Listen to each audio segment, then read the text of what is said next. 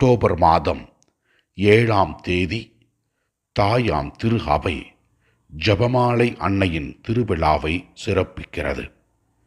ஜபமாலை எவ்வளவு முக்கியம் வாய்ந்தது என்பதை அன்னை மரியாள் தனது காட்சிகள் மூலமாக வெளிப்படுத்தி இருக்கிறார். லூர்து அன்னை லூர்து நகரிலே காட்சி கொடுத்த பொழுது பெர்னதெத் அம்மாவோடு இணைந்து ஜபமாலை செய்தார்.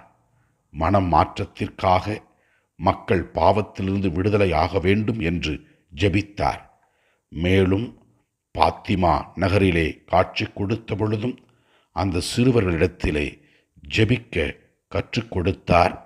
ஜபமாலை அவர்களோடு அவர் ஜெபித்தார்.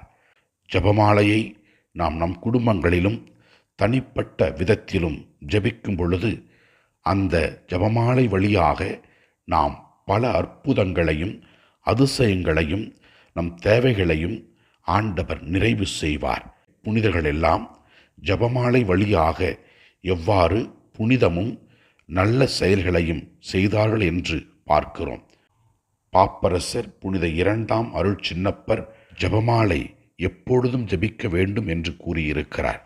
புனித தொன் போஸ்கோவும் மாணவர்களிடத்திலே ஜபமாலை சொல்லிக் கொடுத்திருக்கிறார். அவர்களை சொல்லி ஜபிக்க வைத்திருக்கிறார்.